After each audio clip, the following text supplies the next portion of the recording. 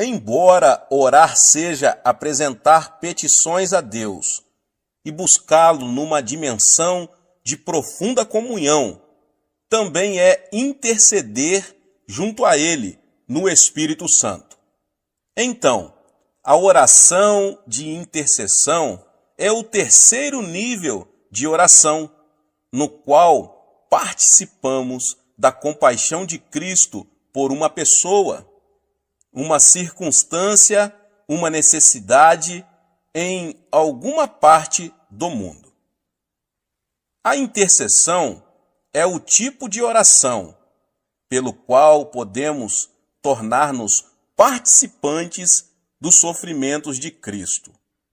Quando oro no Espírito Santo, sei que algumas dessas orações têm como objetivo pessoas e circunstâncias de outras partes do mundo. Posso não conhecer com exatidão os detalhes do problema, mas Ele conhece e me usa para orar até o fim, até eu ficar sabendo que Deus já atendeu a petição. Um amigo missionário narrou-me um fato miraculoso que mostra a importância da intercessão. Um grupo de missionários estava viajando num deserto da África. A certa altura, sobreveio-lhes um forte vendaval que os obrigou a mudar a rota. 2 dias depois, seu suprimento de água acabou. Ficaram a vaguear pelo deserto, sofrendo desidratação. De repente, deram com um poço de água e foram salvos. Mais tarde, voltando a esse lugar onde tinham sido salvos, constataram que o poço não existia. Na ocasião em que estavam passando por aquela necessidade, alguém estivera intercedendo em oração e Deus fizera um milagre. Em 1965, conheci uma senhora que me relatou sua experiência de intercessão em favor de nossa igreja. Após fundar minha primeira igreja, que ficava numa localidade afastada de Seul, comecei um trabalho pioneiro para a organização de uma igreja no centro da capital. 20 anos antes de eu começar essa igreja em Seul, aquela senhora tinha tido 3 visões dela. Após cada uma das visões, ela intercedeu por nós no Espírito. Na ocasião em que ela orava, 1944, o país ainda estava debaixo da ocupação japonesa e não havia ainda qualquer plano acerca da igreja. Mas o Espírito Santo sabia que essa igreja, que se chamava de Igreja de Sudaemon, por causa do local onde se situava, iria tornar-se a igreja central do Evangelho pleno. Deus usou aquela senhora fiel numa oração de intercessão para levar o Espírito Santo a pairar sobre essa área muitos anos antes que a visão viesse a se concretizar. E quando o Espírito paira sobre uma região, ele tem consigo toda a dinâmica da vida, assim como uma semente, no plano material, tem consigo a vida e dá origem a ela. Esse ponto é muito importante, e por isso que desejo estender-me um pouco mais nele. Na concepção de uma criança, o óvulo da mãe e o espermatozoide do homem já trazem consigo um complexo código, que é, na verdade, uma estrutura básica do que aquele indivíduo será no futuro, determinado por esse código genético. Quando o Espírito Santo produz vida, grande parte da dinâmica dessa vida é determinada pela vontade de Deus e implementada pelo Espírito Santo. Em 1944, ninguém imaginava que no futuro Deus ergueria no centro de Seul uma igreja que seria o meio pelo qual toda a nação coreana iria receber o Evangelho. Mas o Espírito Santo sabia, pois conhece a mente de Deus. Por isso, ele despertou uma fiel intercessora que iria orar no Espírito 20 anos antes de tornar-se evidente a realidade pela qual intercedia. Essa senhora viu a igreja, viu que ela seria a maior igreja do mundo. Ela teve a mesma experiência de Simeão e Ana, em Lucas, no capítulo 2. Eles reconheceram que a criança que se achava diante deles naquele momento e que tinha apenas 8 dias de nascida seria o Messias de Israel.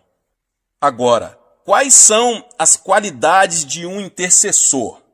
Simeão constitui um exemplo perfeito das qualidades que o intercessor deve possuir. Em primeiro lugar, ele era um homem de oração. A pessoa que quiser entrar no ministério de intercessão tem que ser dedicada à oração. Em segundo lugar, ele era paciente. A Bíblia diz que Simeão aguardava a consolação de Israel, enquanto a maioria das pessoas aguardava uma solução política. Ele sabia que a solução para o problema do povo de Israel seria espiritual. Assim sendo, poderia esperar muitos anos para ver a resposta de suas orações. Em terceiro lugar, ele era cheio do Espírito Santo.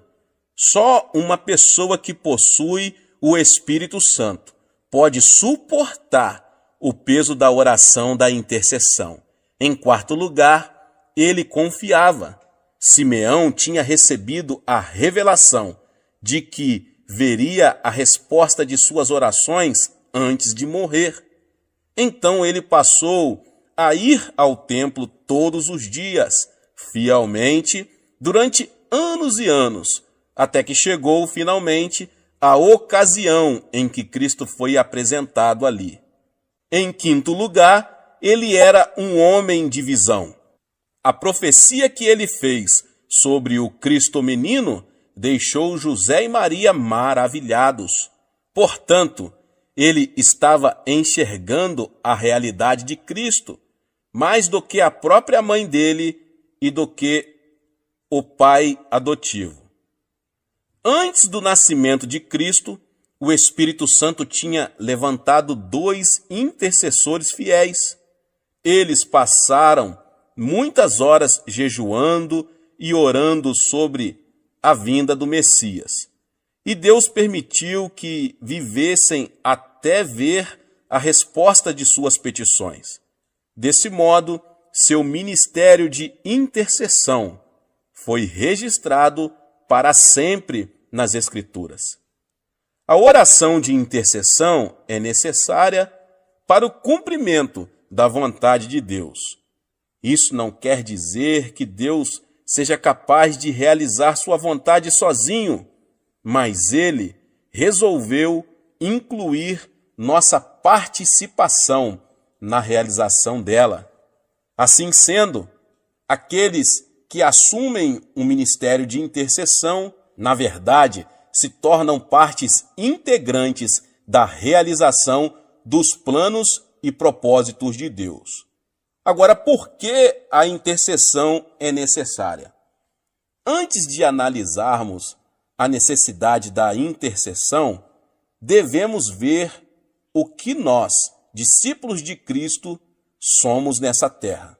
Nós somos o sal da terra. Mateus 5,13. O sal dá sabor aos alimentos, aos quais é adicionado. Jó disse o seguinte: comer-se-á sem sal o que é insípido? Jó 6,6. A igreja deve ter na terra a mesma função do sal. nossa presença na terra impede que Deus destrua este mundo pecaminoso, como destruiu Sodoma e Gomorra. Assim, ele coloca sobre nós a responsabilidade do retardamento do juízo final, dando mais tempo aos homens para que aceitem ou rejeitem a Jesus Cristo como Salvador. Da mesma forma, somos embaixadores de Cristo. Assim, somos enviados como representantes oficiais de nosso governo, o Reino de Deus, para apresentar seus interesses em um país estrangeiro. Quando dois governos estão em guerra, a primeira coisa que fazem é retirar seus embaixadores. Portanto, o fato de permanecermos nesta terra significa que Deus ainda está suportando o pecado do mundo e ainda há tempo para se pregar o Evangelho.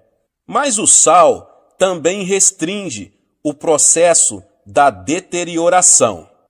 Antes de existirem geladeiras, as pessoas que viajavam também tinham que cobrir de sal a carne que levavam, para que ela não se estragasse. O espírito do anticristo já está em operação na terra desde o primeiro século. João escreveu o seguinte: e todo espírito que não confessa a Jesus não procede de Deus. Pelo contrário, este é o espírito do anticristo, a respeito do qual tendes ouvido que vem e presentemente já está no mundo. Filhinhos, vós sois de Deus e tendes vencido os falsos profetas, porque maior é aquele que está em vós do que aquele que está no mundo. 1 João 4, 3 e 4.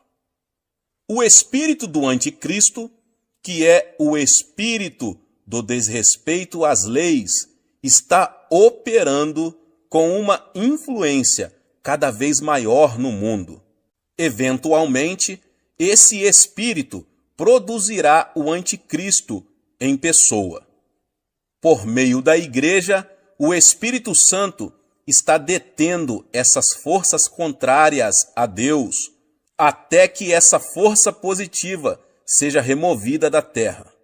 À medida que vamos amadurecendo no cristianismo, começamos a compreender que ser crente não é apenas um privilégio, mas também constitui uma responsabilidade. E sendo a principal barreira que impede a expansão da influência de Satanás no mundo, precisamos entender bem a importância da oração de intercessão. Se não entendermos claramente nossa condição de sal da terra e por negligência permitimos que o mal assuma o controle das circunstâncias naturais prevalentes em nosso país, então o sal terá perdido seu sabor. Naquela ocasião, Jesus disse: para nada mais presta, senão para ser lançado e ser pisado pelos homens. Nós fomos chamados por Deus também para sermos um reino de sacerdotes. E como corpo sacerdotal de reis, recebemos a autoridade. A tarefa do sacerdote do Antigo Testamento era interceder pelo seu povo diante do propiciatório. Assim também, em nossas orações de intercessão, exercemos nosso papel de sacerdotes do Novo Testamento, tomando posição na brecha, clamando pelas necessidades do povo de Deus. Deus determinou que seus filhos governem conjuntamente com Cristo. Ele não governa sobre nós, eximindo-nos de responsabilidades, mas ele nos delegou a autoridade para assisti-lo em seu governo na terra.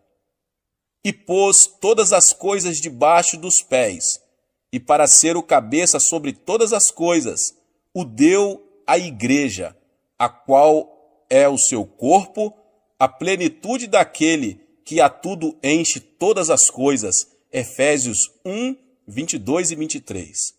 E no capítulo 2, Paulo amplia sua explanação de nosso papel como governantes e, juntamente com ele, nos ressuscitou e nos fez assentar nos lugares celestiais em Cristo Jesus.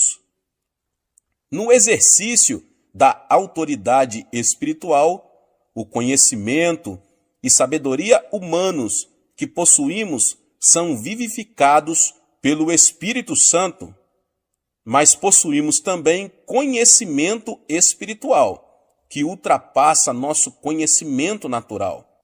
Esse tipo de conhecimento nos é dado pelo Espírito Santo. O texto do Antigo Testamento mais citado no Novo é o Salmo 110. Vamos analisar atentamente este salmo para vermos como nossa autoridade pode ser empregada na oração de intercessão. Disse o Senhor ao meu Senhor: assenta-te à minha direita, até que eu ponha os teus inimigos debaixo dos teus pés. O Senhor enviará de Sião o cedro do seu poder, dizendo: domina entre os teus inimigos. Apresentar-se-á voluntariamente o teu povo no dia do teu poder, com santos ornamentos, com o orvalho emergindo da aurora, serão os teus jovens. O Senhor jurou e não se arrependerá. Tu és sacerdote para sempre, segundo a ordem de Melquisedeque. O Senhor, à tua direita, no dia da sua ira, esmagará os reis.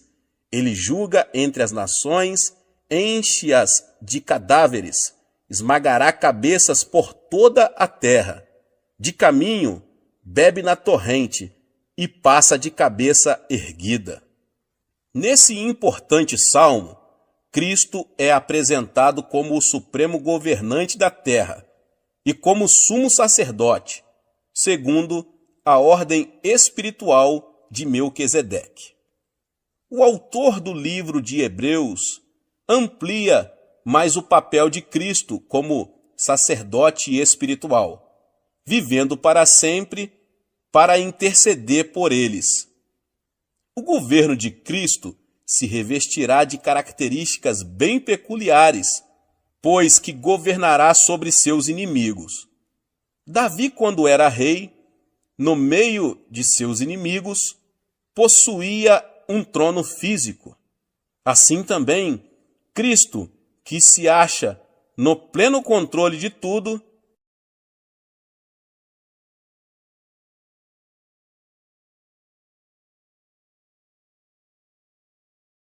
sem contudo possuir os tronos físicos do poder terreno. A vara, que na Bíblia é um sinal, assim sendo, a maneira pela qual o mundo experimenta o domínio de Cristo nas atuais circunstâncias, é pelo exercício da autoridade da Igreja. Agora que já entendemos nossa posição espiritual neste mundo, como sal da terra, sacerdotes reais e coparticipantes do governo de Cristo, vejamos como funciona a intercessão e por que ela é necessária. Como vimos na oração que Daniel fez, Satanás faz oposição à vontade de Deus, não somente naquilo que diz respeito à igreja, mas em tudo que se relaciona com o mundo. Tendo recebido autoridade sobre esta era, Satanás é chamado de o Deus deste século. Ele dirige todo o seu poder contra o povo de Deus, que, como já vimos, é chamado a exercitar a autoridade de Cristo. Sabendo que a igreja é o principal obstáculo às suas pretensões na terra, Satanás se esforça para nos devorar como um leão que ruge. Entretanto, o evangelho tem que ser pregado e as nações têm que chegar ao conhecimento de Cristo. Vemos aí dois interesses conflitantes. E como vemos pelo estudo da história, quando há conflito de interesse entre as nações, surgem as guerras. Pela intercessão, o crente passa a exercer sua função sacerdotal, pela qual ele oferece uma base terrena a Deus, para que promova seus interesses. Esta era tornou-se um campo de batalha entre duas forças oponentes, mas Deus possui um grupo seu em terra estrangeira que pode fazer com que a influência da eternidade penetre nesta era. Dessa forma, este mundo natural pode ser conquistado e passa a estar sob o domínio do reino de Deus. Quando Israel estava guerreando contra seus inimigos, Moisés levantou as mãos, mas na hora em que ele abaixava as mãos, Israel era derrotado. Isso é um símbolo claro da prática da intercessão. Existe um preço na intercessão. Antes de compreendermos o preço da oração intercessória, precisamos entender o sofrimento atual de Cristo. Quando Saulo estava viajando para Damasco, ele viu uma luz fortíssima. Enquanto seus companheiros de viagem ouviam um trovão, ele ouviu claramente uma voz do céu que indagava: Saulo, Saulo, por que me persegues? E a resposta dele foi: Quem és, Senhor? E Cristo respondeu: Eu sou Jesus, a quem tu persegues. Saulo, que mais tarde passou a ser chamado Paulo, nunca pensara que estivera perseguindo a Jesus Cristo. Perseguia apenas a igreja. Contudo, o Senhor não lhe perguntou por que estava perseguindo o seu povo. Perguntou por que Paulo perseguia a ele. Nós somos o corpo de Cristo. Tudo que nós, que somos membros dele, sentimos, ele sendo a cabeça, sente também. As dores que nós sentimos, na realidade, não são percebidas na superfície do corpo, no local afetado, mas no cérebro que fica em nossa cabeça. O cérebro projeta a dor para a parte do corpo que está afetada, para que seja tomada a providência necessária. Assim acontece também com o corpo de Cristo. Ele sente tudo o que sentimos, ele sofre o que sofremos, mas sendo a cabeça, o sofrimento dele é mais intenso. É verdade que as pessoas que podem infligir-nos maior sofrimento são as que estão mais perto de nós. Infelizmente, alguns crentes voltam para o mundo, rejeitando o precioso Senhor que os salvou. Lemos em Hebreus que, de novo, estão crucificando para si mesmos o Filho de Deus e expondo-no à ignomínia. Hebreus 6:6. Portanto, cada vez que um crente se volta para o mundo, Cristo sofre novamente o que passou na cruz. Pela oração de intercessão, o crente participa dos sofrimentos de Cristo com relação a um determinado problema de seu corpo. Certa ocasião, um pregador estava dirigindo uma campanha evangelística em larga escala na África. Um dia, ele acordou no meio da noite em prantos. Começou a orar e viu-se repetindo várias e várias vezes um nome desconhecido. Horas depois, o fardo da intercessão se desfez, depois de ele haver orado muito tempo em meio à grande agonia. Então, ele encerrou sua oração. No dia seguinte, ele viu nos jornais um relato muito estranho. Naquela noite, um povoado, cujos habitantes eram cristãos, tinha sido massacrado. O nome do povoado era o mesmo que ele estivera falando na noite anterior, e pelo qual chorava. Cristo sofrera a dor de seu povo, mas encontrara alguém que estava disposto a participar de seu sofrimento e de interceder no Espírito. Paulo escreveu o seguinte: para o conhecer e o poder da sua ressurreição e a comunhão dos seus sofrimentos. Filipenses 3:10. Nesse versículo, Paulo demonstra que não apenas quer gozar do poder da ressurreição de Cristo, mas também está disposto a ter comunhão com ele em seus sofrimentos. Em nossa igreja, dispusemo-nos a iniciar um ministério de intercessão. Já aprendemos a exercitar a oração da petição e estamos vendo nossas necessidades serem atendidas. Praticamos também a oração devocional, de modo que gozamos de comunhão com nosso maravilhoso Senhor. Mas estamos ainda mais comprometidos com a oração de intercessão, de modo que estamos presenciando um avivamento em nossa terra e o veremos no mundo todo.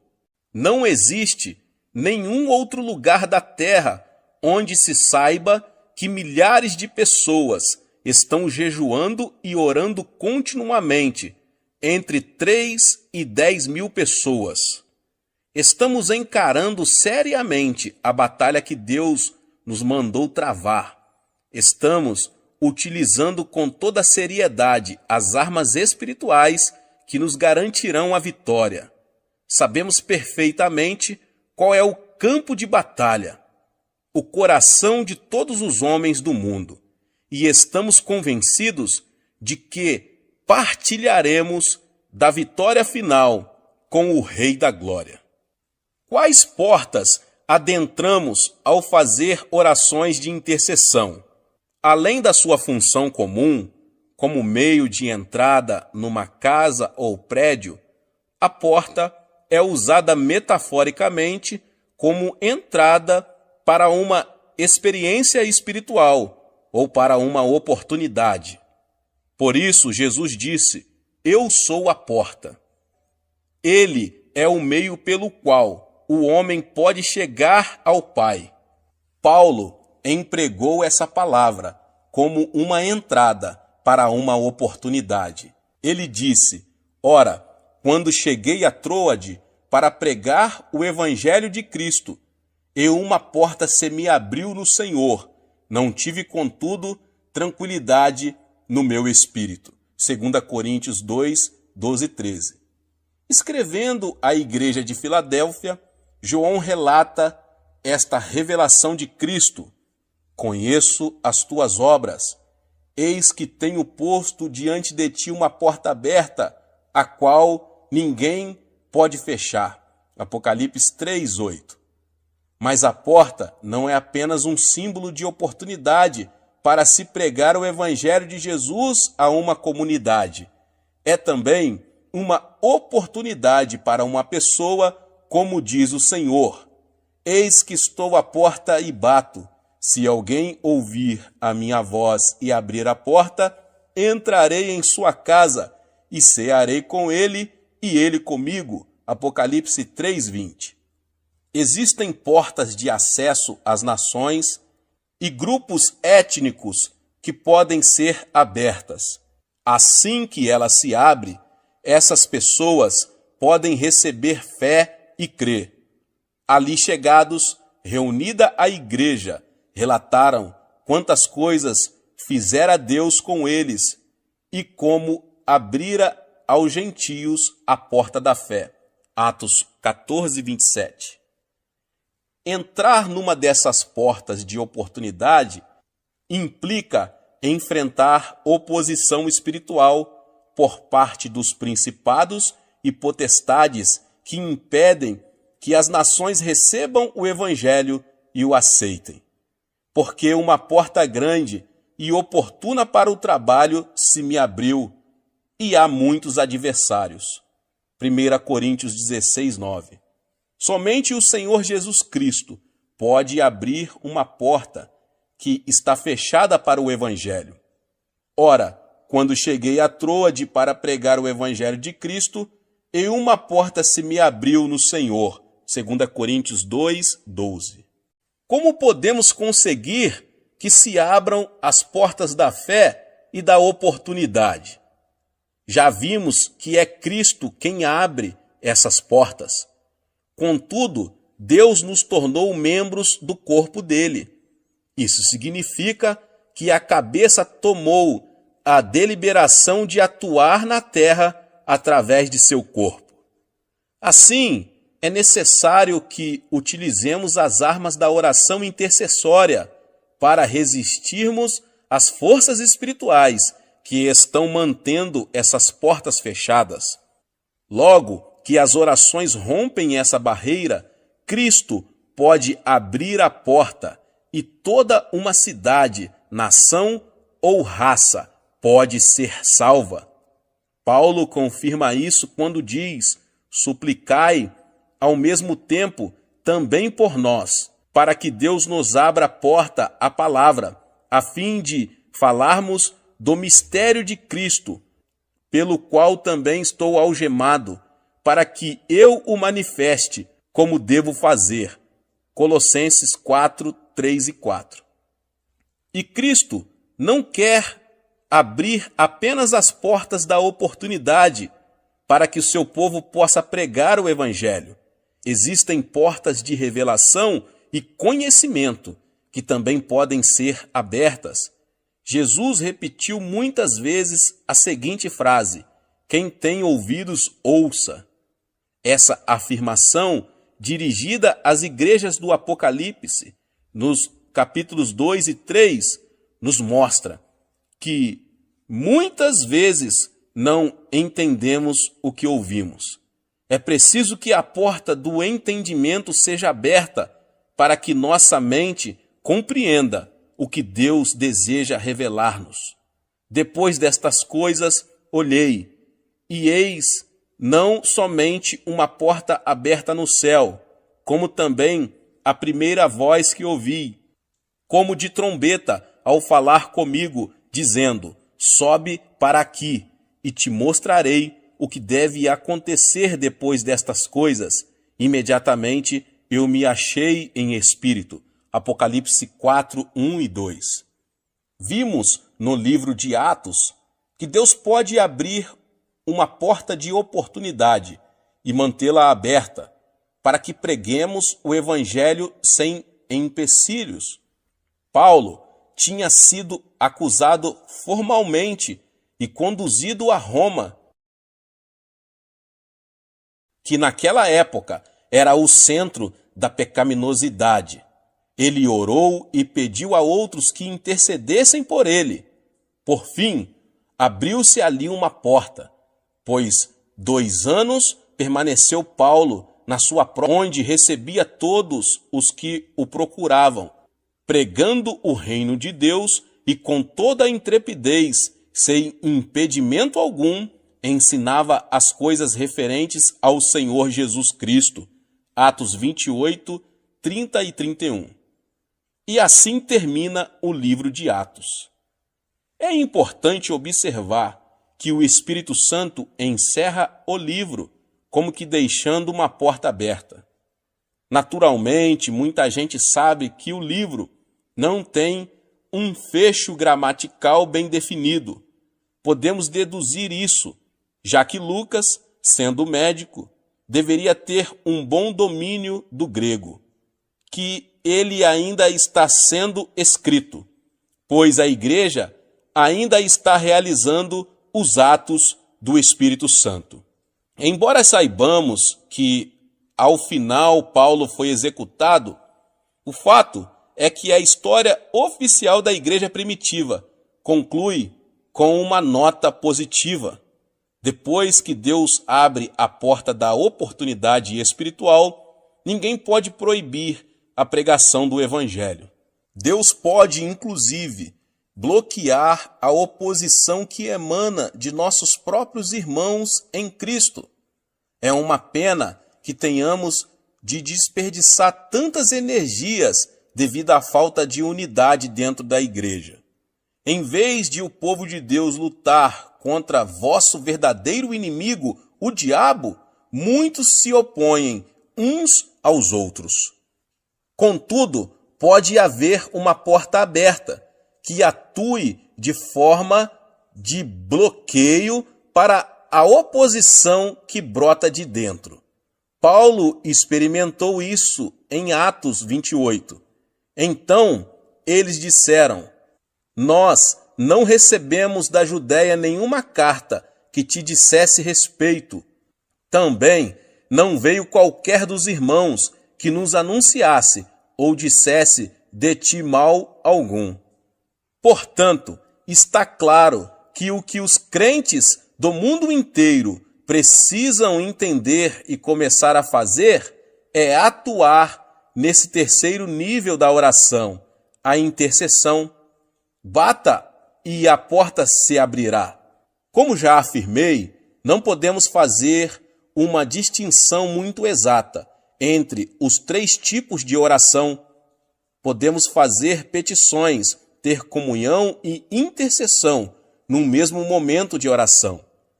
É difícil interceder sem ter comunhão com Cristo. Nossas petições serão mais eficazes na comunhão. E a intercessão implica fazer petições e ter comunhão. Contudo, se entendermos mais claramente esses 3 tipos de oração, poderemos orar com maior eficiência. Quando novos convertidos, encaramos a oração como um meio pelo qual podemos receber bênçãos de Deus. Com o passar do tempo, vamos amadurecendo espiritualmente e desejamos mais que isso. Agora, nossa experiência já não possui mais aquele forte sabor de novidade e podemos até pensar que estamos nos afastando da fé. O que está acontecendo, na verdade, é que estamos sendo desmamados e já nos encontramos preparados para ingerir alimento sólido. É então que precisamos passar a ter comunhão espiritual com Cristo através da obra do Espírito Santo. Assim, quem tem início o nosso relacionamento pessoal com Cristo, começamos a ter o mesmo sentimento que Ele. Não podemos mais permitir que as coisas continuem do mesmo jeito de antes. E por isso nos apresentamos voluntariamente para fazer parte do exército da oração. Davi proferiu a seguinte profecia: apresentar-se-á voluntariamente o teu povo no dia do teu poder. Muitos perguntam por que estamos gozando de um avivamento contínuo aqui na Coreia. Nós nos dispusemos voluntariamente a orar até que o Evangelho seja pregado no mundo todo, e as portas irão se abrindo à medida que as forças espirituais do mal forem sendo imobilizadas em nome de Jesus.